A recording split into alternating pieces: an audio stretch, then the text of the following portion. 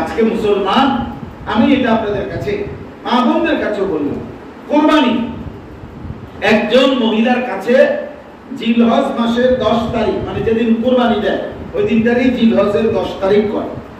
10, 11, 12 কুরবানির দিন সকালবেলা ভোর থেকে নিয়ে 12 তারিখ সন্ধ্যা পর্যন্ত এই 3 দিনের ভিতরে মহিলার কাছে যদি স্বর্ণ রৌপ্য তার যা আছে এবং কিছু টাকা আছে জমা, মানে একজন মহিলার কাছে মনে করেন 1 ভরি, 1.5 ভরি, 2 ভরি গহনা আছে, এই চুড়ি মুড়ি মিলাইলে হবে, আর ওনার কাছে আরো 10,000 টাকা আছে, এই আলমারিতে আছে অথবা কারো কাছে রাখছে, অথবা যে ওনার টাকাই এই টাকাটা আছে, তো এই দুইটা মিলাইয়া আপনার যদি ঈদের দিন 1 বছর থাকা জরুরি না, ওই ঈদের 3 দিন যদি এই দুইটা মিলাইলে 52.5 ভরি রূপার দাম যা তা হয়।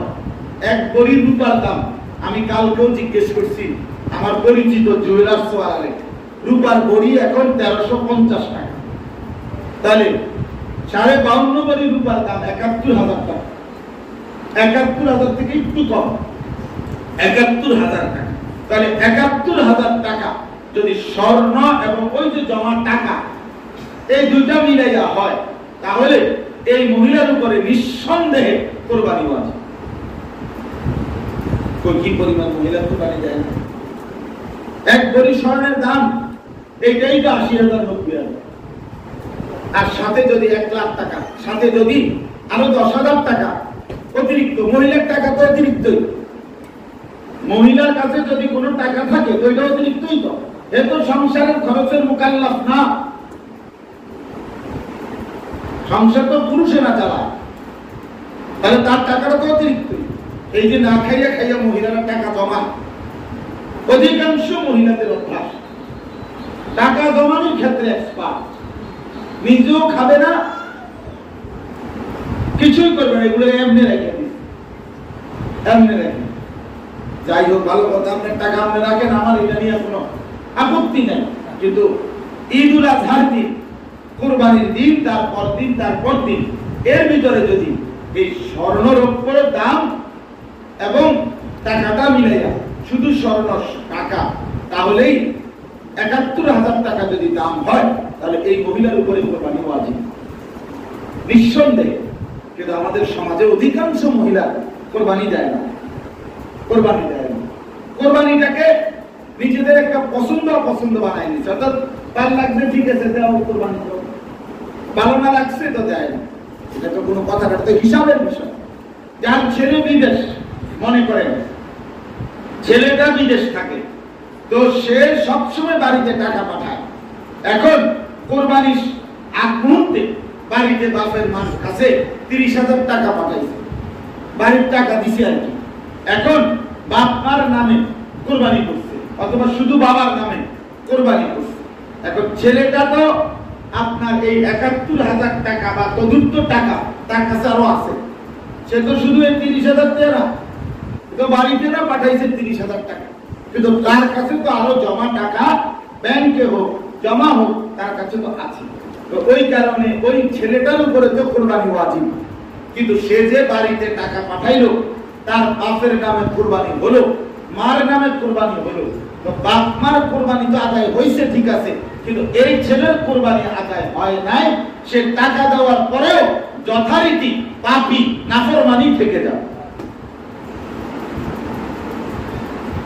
নাফরমানি থেকে যাবে, পাপী থেকে যাবে, তার কুরবানি আদায় হবে না, তার কুরবানি হবে না। কি পরিমাণ মুসলমান এই খামখেয়ালি করে, অজস্র মুসলমান বাড়িতে টাকা পাঠাইছে, বাপমার নামে কুরবানি হয়েছে, তো তোমার কুরবানি। আমার একজনে বলছে যে হুজুর তাইলে বাপমা মানুষ করছে, অনেকে তাইলে বাপমার কুরবানি হবে না, দিতে হবে না?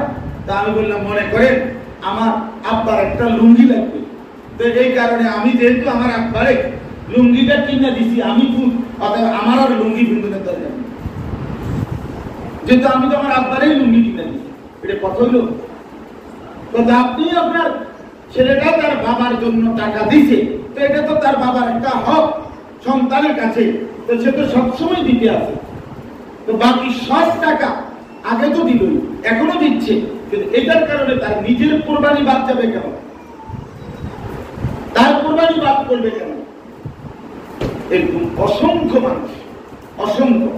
দুই ছেলে শহরে চাকরি করে, আপনার তারা দুইজনে মিল্লা, দুজনের সামর্থ্যবান, ব্যবসা করে, বা গ্রামে এলাকায় আপনার একসাথে সংসার, এখনো ভিন্ন হয় না, কিন্তু কামাই করে দুজনের কাছে সামর্থ্য আছে, দুইজনেরই টাকা আছে 70,000-এর ঊর্ধ্বে।